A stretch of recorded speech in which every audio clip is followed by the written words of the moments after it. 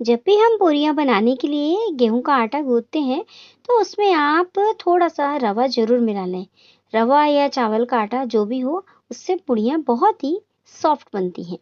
भिंडी हम बनाते हैं तो भिंडी को आप तल कर बनाइए। ऐसा करने से हम जो चिपचिपापन होता है वो नहीं आता है। और दूसरा, उसमें आप थोड़ा सा बनाने के बाद नींबू का रस उसमें निचोड़ दीजिए। तो ऐसा करने से आपकी भिंडी चिपचिपी नहीं बनेंगी। जब भी आप दूध से खोआ बनाते हैं तो गैस को आप स्लो ना करें, एकदम मीडियम रख के ही आप उसको पकाइए। इससे आपका जो मावा होगा एकदम खोया वो सफ़ेद बनता है। अगर आप कम गैस कर देंगे तो टाइम भी बहुत लगेगा और दूसरा आपका खोया पीला हो जाएगा। तो ये चीज़ आप ध्यान रखिए। घर में अगर खोया बना रहे हैं तो आप थोड़ा सा मीडियम आंच पर उसको चला कर ही बनाएं। चलाते जाएंगे तो एकदम रवेदार आपका मावा बनेगा। जब भी आप चावल की या साबूदाने की कोई भी खीर बनाते हैं तो उसमें आप पहले शक्कर बिल्कुल ना डालें। क्योंकि अगर आप पहले शक्कर डाल देते हैं तो अगर आपने चावल की खीर बनाई है तो चावल पकने में बहुत देर लगती है। तो इसीलिए जब आपकी खीर पक जाए उसके बाद ही आप एंड में शक्कर डालें और उसके बाद लास्ट में इलायची डालकर खीर को सर्व करें। रेस्टोरेंट जैसा अगर आप पनीर बटर बनाना चाहते हैं तो इसके लिए आपको प्याज और टमाटर लेकर के, जैसे आप 4 टमाटर ले रहे हैं तो आपको 2 प्याज लेना है। थोड़े से मखाने और काजू के 4-5 पीस डाल सकते हैं। 1-2 लौंग डालिए और थोड़ी सी काली मिर्च और 1 खड़ी लाल मिर्च डाल दीजिए। इन सबको पहले आप अच्छे से भून के पका लें। पकने के बाद जब ठंडा हो जाए उसके बाद इसको आप ग्राइंडर में पीस लें। बहुत ही परफेक्ट ग्रेवी बनती है पनीर बटर के लिए। बहुत टेस्टी भी लगती है इससे पनीर की सब्जी। एक बार आप इस तरीके से पनीर जरूर बनाकर देखें। अगर आपके किचन में कॉकरोच हैं या झिंगुर आ जाते हैं तो इसके लिए आप एक बोरिक पाउडर आता है, उसको अगर आप छिड़क देते हैं तो बिल्कुल भी आपके किचन में कॉकरोच आपको नहीं दिखेंगे। या तो आप छिड़क दें, नहीं तो एक सिंपल गेहूं के आटे में उस पाउडर को मिक्स करके छोटी छोटी गोलियां बना लें और जहां पर आपको दिखते हैं कि यहाँ कॉकरोच आते हैं वहां धीरे से उसको साइड से रख दीजिए। लेकिन बच्चों से इस चीज को आप दूर रखें। ऐसी सावधानी रखें कि बच्चे वहां हाथ न लगाएं। जब भी हम अचार में से अचार निकालते हैं तो ये बात आप ध्यान रखें कि उसमें सूखी चम्मच ही प्रयोग करें। अगर पानी या अनाज की चम्मच है तो आपका अचार खराब हो जाएगा। तो ये आप विशेष तौर से ध्यान रखें। अगर आपके फ्रिज में से किसी भी खाने की अगर स्मेल आती है तो उसे दूर करने के लिए आप आधा छोटा नींबू काट कर उसके अंदर रख दीजिए। तो आपके फ्रिज में बिल्कुल भी स्मेल नहीं आएगी।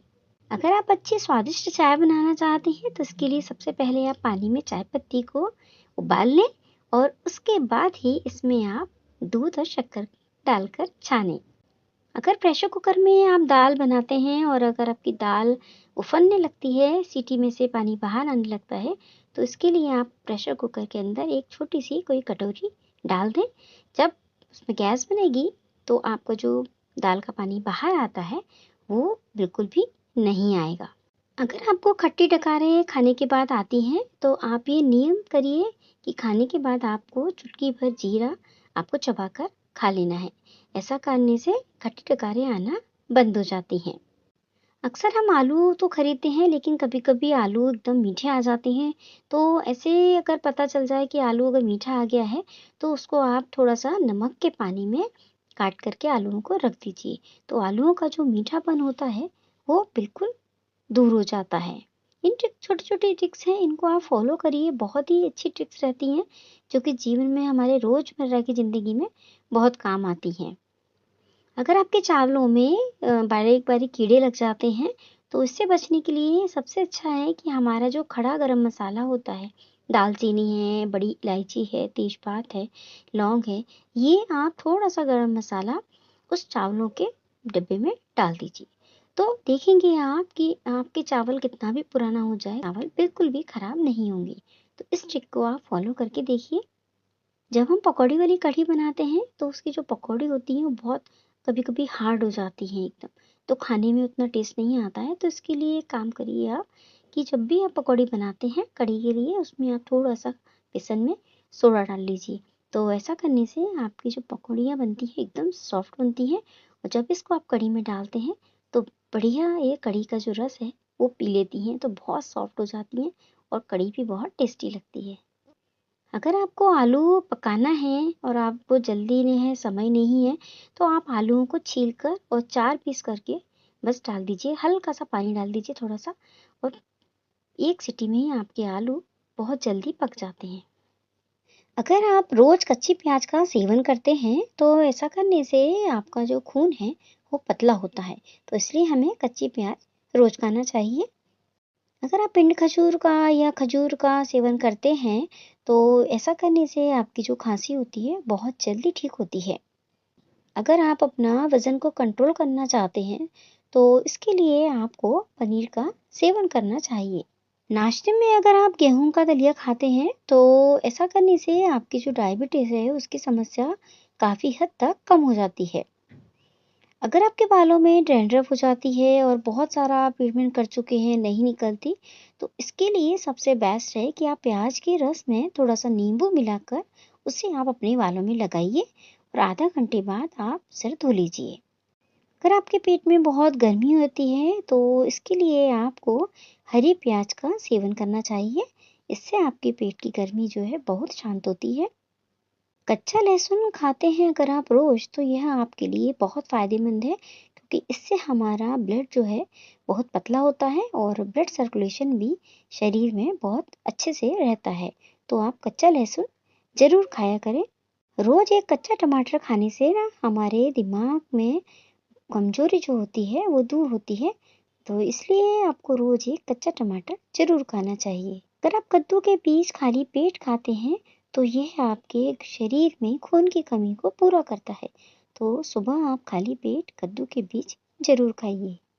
नमी वाले मौसम में रवा या सूजी बहुत जल्दी खराब हो जाती है। बारिश में इस तरीके की जो सामग्री होती है बहुत जल्दी कीड़े लगते हैं, तो इन कीड़ों को दूर करने के लिए आप उसको थोड़ा सा भून करके और एक एयरटाइट कंटेनर में भरकर रख लीजिए। किचन में हम सबके बर्तन का एक स्टैंड होता ही है, लेकिन अगर उस स्टैंड में अगर बर्तन अगर ढंग से जमे ना हो तो वो बिखरे हुए दिखते हैं। तो आप ये ध्यान रखें कि में बर्तनों को जमाते हैं तो आप क्रॉकरी का सामान अलग ब्लॉक में रखें और आप कटोरी ग्लास अलग ब्लॉक में रखें, जिससे आपको निकालने में बहुत ही आसानी होगी। अगर आप किचन के स्लैब को बिल्कुल साफ देखना चाहते हैं तो तुरंत काम करने के बाद में आप तुरंत सफाई कर लें। जैसे अगर आपने कोई डिब्बा निकाला है तो उस डिब्बे को काम करने के बाद तुरंत आप अपने यथास्थान पर कबर्ड में रख दें। अगर आप ऐसा नहीं करेंगे तो कुछ ही देर में आपका पूरा प्लेटफॉर्म पूरा बिखर जाएगा। तो इसके लिए आप तुरंत जो भी सामान निकालें उसे तुरंत आप उसी जगह पर यथास्थित रख दें, तो आपका प्लेटफॉर्म बिल्कुल क्लीन दिखेगा। खाना बनाते समय हम सबके घर में किचन में कबर्ड जरूर होते हैं, लेकिन अगर किचन में जब हम काम करते हैं तो तेल का सामान या पूड़ी तलते हैं या पराठे बनाते हैं या सब्जी बनाते हैं, छौंका लगाते हैं, तो चट के जरूर लगता है उन कबर्ड पर। अगर हम रोज साफ नहीं करेंगे तो वो कबर्ड एकदम चिटचिट हो जाते हैं।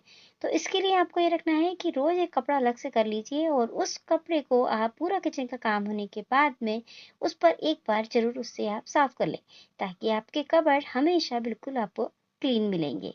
अक्सर हम किचन में काम करने के लिए कपड़े का इस्तेमाल करते हैं, संडसी का इस्तेमाल करते हैं या किसी और चीज का इस्तेमाल करते हैं।